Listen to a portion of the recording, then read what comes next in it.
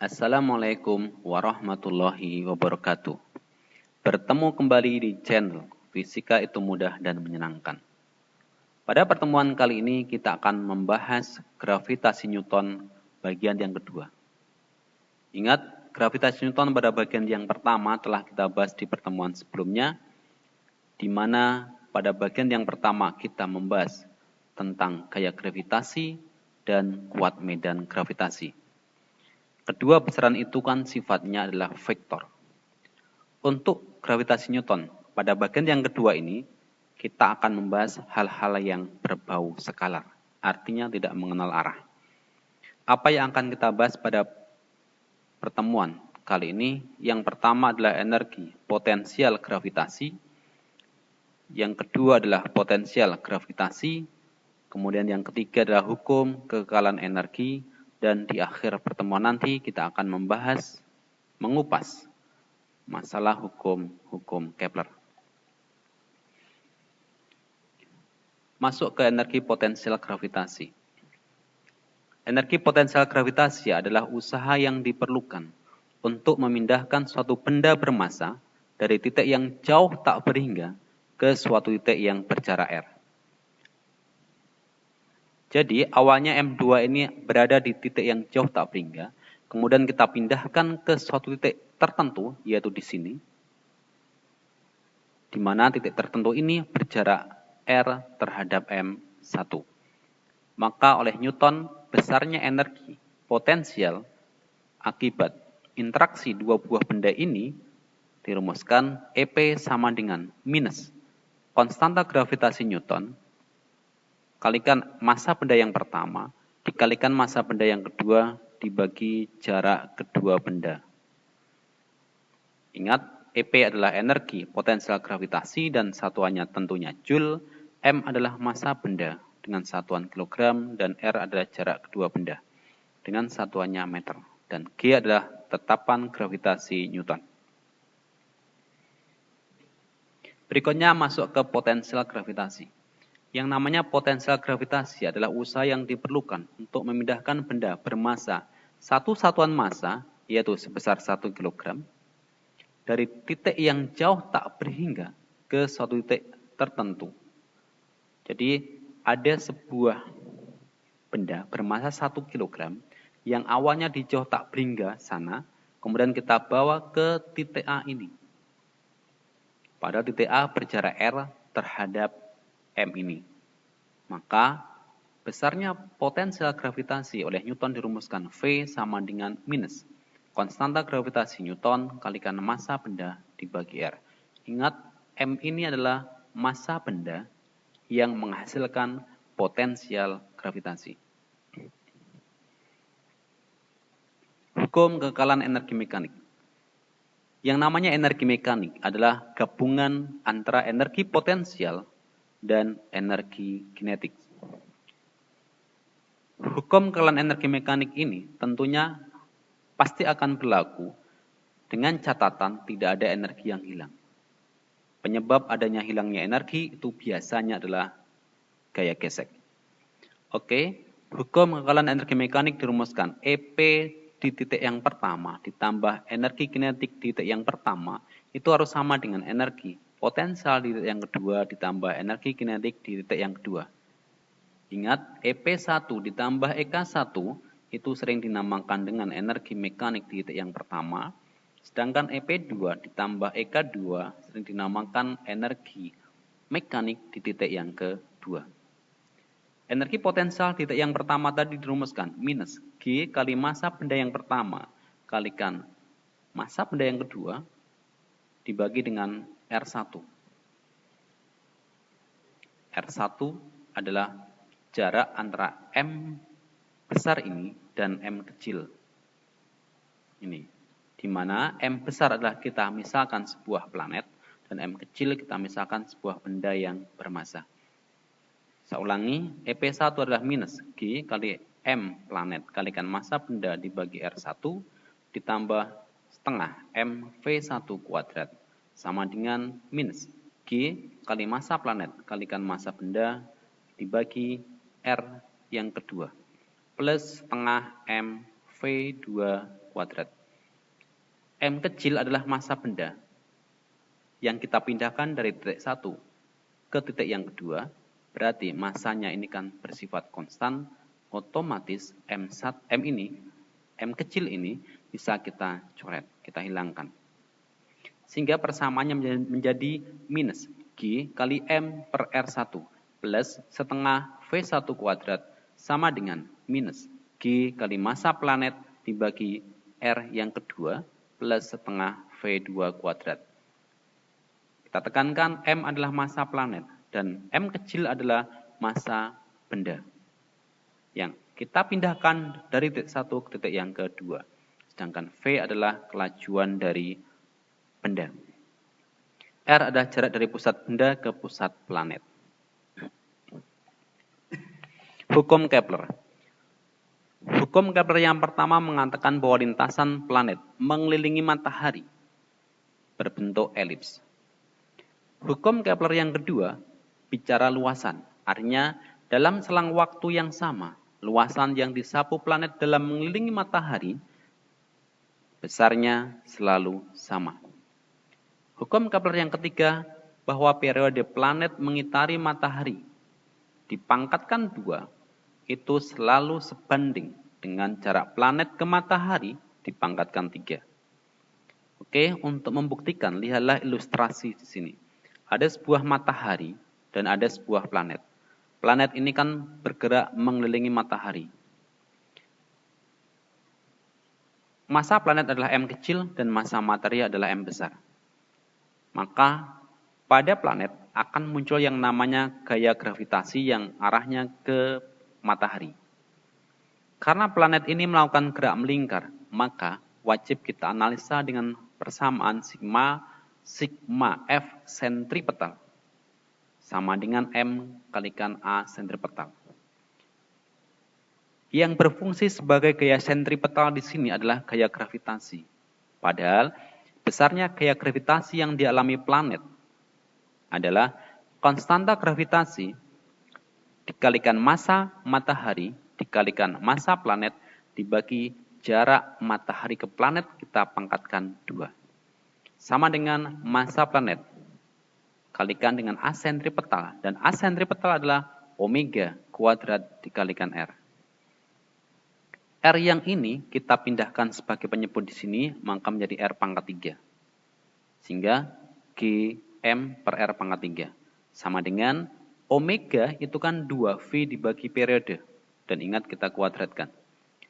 2V per periode dikuadratkan menjadi 4V kuadrat per periode kuadrat. Dan sebelah kiri, ruas sebelah kiri adalah G kali massa matahari per R pangkat 3. Sehingga karena konstanta gravitasi Newton yaitu G besar ini dan M adalah massa matahari adalah bersifat konstan. Begitu juga 4 ini adalah sebuah angka yang konstan, V kuadrat juga konstan.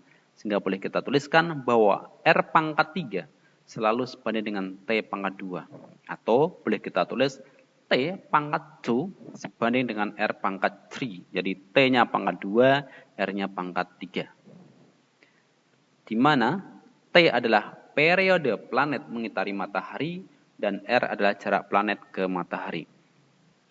Sehingga secara matematis kita dapat menuliskan rumus yang lebih cantik bahwa periode planet mengitari matahari untuk planet yang kedua dibanding dengan periode planet yang pertama dipangkatkan 2 sama dengan R2. Artinya jarak planet yang kedua ke matahari dibagi jarak planet ke matahari untuk planet yang pertama dipangkatkan 3. Sehingga persamaan adalah T2 per T1 pangkat 2 sama dengan R2 per R1 pangkat 3. Kelajuan lepas dari medan gravitasi. Maksudnya kita ingin mencari berapa kecepatan minimal sebuah partikel kita lemparkan secara vertikal ke atas sehingga partikel itu lepas dari medan gravitasi. Misalkan kita di sini ada sebuah planet bermassa M, pada jari-jari R ada sebuah benda bermassa M kecil yang akan kita tembakkan vertikal ke atas. Berapakah kecepatan minimal ini? Yaitu V1, sehingga dia akan lepas dari medan gravitasi planet yang bermassa M besar ini.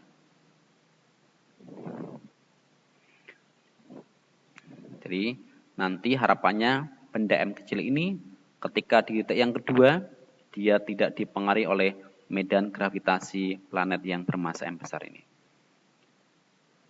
Perlu kita ingat bahwa syarat untuk mencapai kelajuan lepas adalah bahwa R2, artinya jarak dari planet ke benda ini, M ini, di titik yang kedua nanti harus jauh tak berhingga. Oke. Kemudian V di titik yang kedua, kelajuan di titik yang kedua adalah 0. Oke. Silahkan lihat partikel atau benda yang bermassa M kecil ini. Maka kita gunakan hukum kekekalan energi mekanik. EP1 ditambah EK1 sama dengan EP2 ditambah EK2. EP1 adalah minus konstanta gravitasi Newton kalikan massa planet kalikan massa benda yang kita tembakkan vertikal ke atas dibagi R1 plus setengah M, yaitu massa benda yang kita tembakkan vertikal ke atas kalikan V1 dikuadratkan. Kemudian EP di titik yang kedua adalah minus konstanta gravitasi Newton kalikan massa planet dikalikan massa benda dibagi R2. Ditambah setengah massa benda yang kita tembakkan vertikal ke atas kalikan V2 dikuadratkan. Massa benda yang kita tembakkan yaitu bermassa M kecil, ini kita coreti semuanya sehingga hilang. Sehingga persamaannya menjadi minus konstanta gravitasi Newton kalikan massa planet dibagi R1 adalah ini. Jarak dari pusat planet ke titik 1. Otomatis sama dengan jari-jari planet itu sendiri. Yaitu adalah R. Plus setengah V1 kuadrat. Sama dengan minus G kali massa planet. Ingat R yang kedua. Supaya lepas dari medan gravitasi, R yang kedua adalah jauh tak berhingga ini. Apapun dibagi tak berhingga, maka hasilnya adalah 0. Kemudian ingat V di titik yang kedua juga 0. Itu sebuah syarat yang harus terpenuhi. Maka nanti ini 0, ini juga 0. Sehingga sama aja 0. Minus G kali massa planet per R plus setengah V1 kuadrat sama dengan 0. Ketika G kali M per R ini kan minus. Kita lemparkan, kita pindahkan ke arah kanan sini. Saya ulang, minus G kali M besar per R. Kita pindahkan ke ruas sebelah kanan ini, maka tanda minusnya hilang. Sehingga tinggal menjadi setengah V1 kuadrat sama dengan G kali massa planet per jari-jari planet.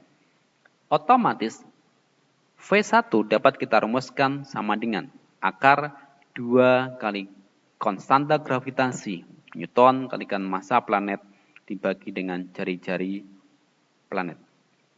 Inilah kelajuan lepas dari medan gravitasi sembarang planet, di mana R adalah jari-jari planet, kemudian M adalah massa planet. Bagaimana ketika benda itu yang bermassa M kecil kita lemparkan, kita luncurkan, tetapi dari planet bumi? Maka kita akan mengenal kelajuan lepas dari medan gravitasi bumi. Ingat di pertemuan sebelumnya kita pernah membahas percepatan gravitasi bumi yang dirumuskan G kecil sama dengan konstanta gravitasi kalikan massa bumi per R kuadrat. Sehingga yang namanya G besar kalikan massa bumi itu bisa diganti dengan percepatan gravitasi kalikan R kuadrat. Saya ulang, G adalah percepatan gravitasi tepat di permukaan bumi dan R adalah menjadi jari-jari bumi. Jadi setiap ada G kali massa bumi, gantilah menjadi percepatan gravitasi bumi yang nilainya 10 meter per sekon kuadrat kalikan dengan jari-jari bumi dikuadratkan. Akar 2G kali R kuadrat dibagi dengan R, itu bisa kita tuliskan kembali menjadi sama dengan akar 2GR. Untuk lebih memahami konsep-konsep yang telah kita bahas di awal tadi, mari kita lihat beberapa contoh soal berikut. Contoh soal yang pertama. Bumi memiliki massa 6 kali 10 pangkat 24 kg dan berjari-jari 6,4 kali 10 pangkat 6 meter. Tetapan gravitasi Newton adalah 6,7 kali 10 pangkat min 11 Newton meter pangkat 2 per kilogram pangkat 2. Tentukan energi potensial gravitasi yang dimiliki benda yang bermassa 32 kg yang berada tepat di permukaan bumi. Oke, pembahasannya. Massa bumi adalah 6 kali 10 pangkat 24 kg. Massa bendanya adalah 32 kg. Dan jarak antara pusat bumi ke permukaan bumi adalah R yang nilainya 6,4 kali 10 pangkat 6 meter. Menurut Newton, besarnya energi potensial gravitasi tadi dirumuskan minus konstanta gravitasi Newton kalikan massa benda pertama kalikan massa benda yang kedua dibagi R. Di mana massa benda pertama adalah bumi dan massa benda yang kedua adalah benda yang bermassa 32 kg ini. Kita masukkan di persamaan ini, EP sama dengan minus 6,7 kali 10 pangkat min 11 dikali 6 kali 10 pangkat 24 dikalikan 32 dibagi 6,4 kali 10 pangkat 6. Sehingga kalau kita hitung hasilnya adalah minus 2,01 kali 10 pangkat 9 Joule. Contoh soal yang kedua. Benda A dan B masing-masing bermassa 10 kg dan 30 kg, berjarak 5 meter.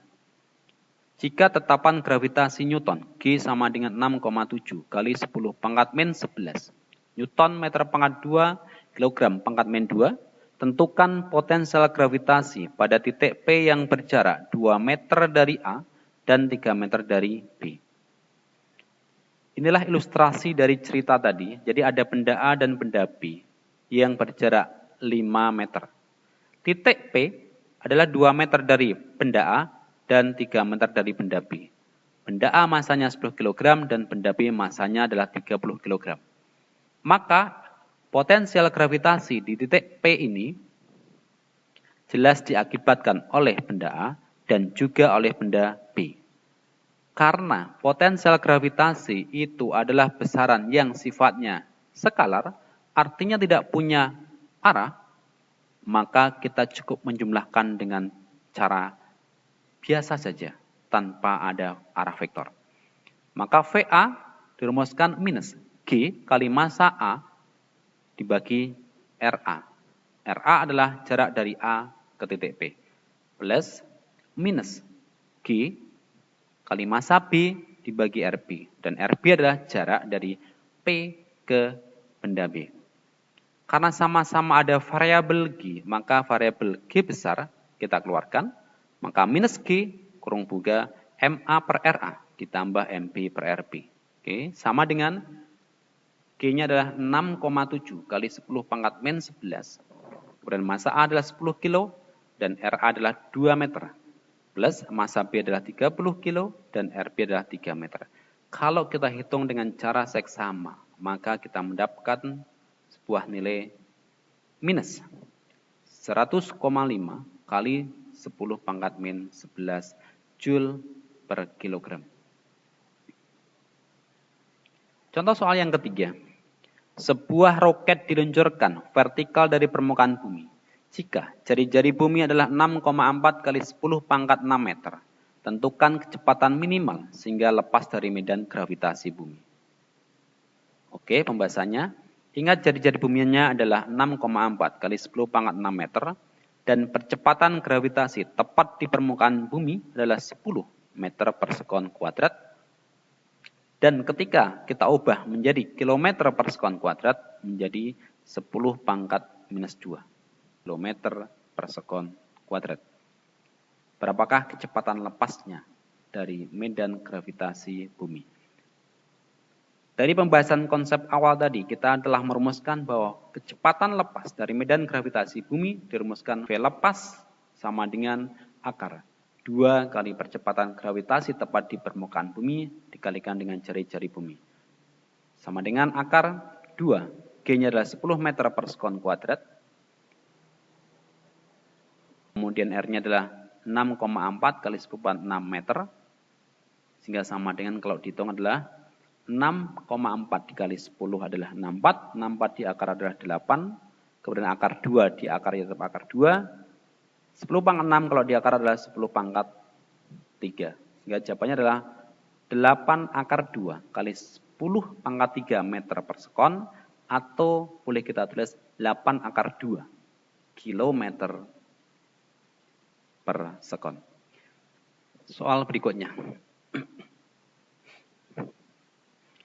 Sebuah roket diluncurkan vertikal dari permukaan bumi. Jika jari-jari bumi sebesar R sama dengan 6,4 kali 10 pangkat 6 meter dan percepatan gravitasi tepat di permukaan bumi 10 meter per sekon kuadrat, kecepatan minimal roket saat diluncurkan sehingga mencapai ketinggian R dari permukaan bumi adalah berapa? Dari soal cerita ini kita membuat ilustrasi gambar seperti ini. Inilah massa bumi, massa M. Kondisi roket yang pertama kita letakkan tepat di permukaan bumi. Inilah posisi roket di titik yang pertama. Kemudian kita luncurkan vertikal ke atas dan akhirnya mencapai di posisi yang kedua. Di mana posisi yang kedua berada pada ketinggian R yang dihitung dari permukaan bumi. Sehingga dari sini kita dapatkan sebuah data bahwa posisi pertama itu berjarak dari pusat bumi adalah sebesar R bumi, jari-jari bumi. R yang kedua adalah, ini jari-jari bumi, ditambah ketinggiannya adalah sebesar R juga, maka adalah 2R. Sehingga R yang kedua adalah 2R. V di titik yang kedua adalah sebesar 0. Dan V di titik yang pertama ditanyakan. V di sini adalah kecepatan dari roket yang kita luncurkan vertikal ke atas. Soal ini kita selesaikan dengan menggunakan hukum kekekalan energi mekanik. Energi potensial di titik yang pertama, yaitu di sini, ditambah energi kinetik di titik yang pertama, harus sama dengan energi potensial di titik yang kedua, ditambah EK di titik yang kedua. Energi potensial di titik yang pertama dirumuskan minus konstanta gravitasi Newton dikalikan massa bumi dikalikan massa roket dibagi R1 plus setengah kalikan massa roket dikalikan V1 kuadrat sama dengan minus konstanta gravitasi Newton kalikan massa bumi dikalikan massa roket dibagi jarak roket ke pusat bumi di kondisi yang kedua yaitu R2 plus setengah kali massa roket kalikan V roket di kondisi atau titik yang kedua. Massa roket kita coret semuanya, kita hilangkan, maka persamaannya menjadi minus konstanta gravitasi Newton kalikan massa bumi dibagi jari-jari bumi. Ingat R1 tadi nilainya adalah sebesar jari-jari bumi, ini dari data kita, sama dengan minus konstanta gravitasi kalikan massa bumi dibagi R1, di mana R1 adalah jari-jari bumi tadi. Plus setengah kalikan V1 kuadrat. Sama dengan minus konstanta gravitasi Newton kalikan massa bumi. Dibagi R yang kedua. Dan ingat R yang kedua nilainya adalah sama dengan 2R. Ingat V roket di kondisi yang kedua adalah sama dengan 0. Maka kita tuliskan di sini adalah 0. Minus konstanta gravitasi Newton kalikan massa bumi dibagi R bumi ini kita lemparkan, kita pindahkan ke ruas kanan, maka menjadi seperti ini. Sehingga angka 2 ini boleh kita coret, otomatis kita mendapatkan persamaan baru V sama dengan akar konstanta gravitasi Newton kalikan massa bumi dibagi jari-jari bumi. Ingat di pembahasan gravitasi Newton yang pertama, kita mendapatkan persamaan bahwa percepatan gravitasi tepat di permukaan bumi yang nilainya 10 meter per sekon kuadrat itu sama dengan G kalikan massa bumi dibagi jari-jari bumi kuadrat. Sehingga setiap kita mendapatkan variabel konstanta gravitasi dikalikan massa bumi itu silahkan diganti dengan GR kuadrat. Sehingga GM ini Anda ganti GR kuadrat. GR kuadrat Anda bagi dengan R, maka menjadi sama dengan akar GR. Kita masukkan datanya ke persamaan ini. G-nya adalah 10 meter per sekon kuadrat, Dan R-nya adalah 6,4 kali 10 pangkat 6 meter. Sehingga 6,4 dikali 10 adalah 64. 64 kita akar menjadi 8. Dan 10 pangkat 6 kita akar menjadi 10 pangkat 3. Sehingga nilainya adalah 8 kali 10 pangkat 3 meter per sekon. Ingat 10 pangkat 3 itu boleh kita tuliskan menjadi kata kilometer. Sehingga kecepatan lepasnya adalah 8 km per sekon. Inilah sebuah nilai kecepatan minimal yang harus kita berikan pada sebuah roket. Sehingga roket tersebut mampu berada pada ketinggian R terhadap permukaan bumi. Soal yang terakhir. Perbandingan jarak planet P ke matahari dengan jarak planet Q ke matahari adalah 9:4. Jika periode planet Q mengelilingi matahari adalah 8 tahun, tentukan periode planet P dalam mengelilingi matahari. RP dibanding RQ adalah sama dengan 9:4. Dan periode planet Q mengelilingi matahari adalah 8 tahun, maka pertanyaannya berapakah periode planet P ketika mengitari matahari? Ingat persamaannya tadi kita dapatkan bahwa periode planet P dibanding periode planet Q dipangkatkan 2, itu sama dengan jarak planet P ke matahari dibanding jarak planet Q ke matahari dipangkatkan 3. TP ditanya dan TQ-nya 8 tahun sama dengan 9:4. 9:4 atau 9/4 kan boleh kita tuliskan 3/2 pangkat 2. Kemudian ini tadi ke pangkat 3, angka 2 ini dari mana? Angka 2 yang ini adalah berasal dari yang ini. Ini pindahkan ke sini aja. Set. Gitu. Jadi yang ini saya ulangi berasal dari ini. 2 ini. 2 sudah kita coret, maka menjadi TP sama dengan 3 dipangkatkan 3 dibagi 2 dipangkatkan juga 3. Sehingga menjadi 3/2 pangkat 3 dikalikan dengan 8. Sama dengan 3 pangkat 3 adalah 27. 2 pangkat 3 adalah 8. Kemudian 8-nya pindahkan ke sini. 8 dicoret maka sama dengan 27 tahun. Itulah periode planet Q mengelilingi matahari. Apa yang kita sampaikan tadi dapat kita renungkan. Bahwa sesungguhnya dalam penciptaan langit dan bumi. Di sana ada planet, ada matahari dan seterusnya. Dan silih bergantinya malam dan siang. Terdapat tanda-tanda bagi orang-orang yang berakal. Sekian, terima kasih. Semoga yang sedikit ini bermanfaat. Salam sukses buat anak-anak semuanya, buat adik-adik semuanya. Selamat berjuang. Semoga Anda dapat mencapai cita-cita yang diinginkan. Ada kesalahan, mohon maaf. Assalamualaikum warahmatullahi wabarakatuh.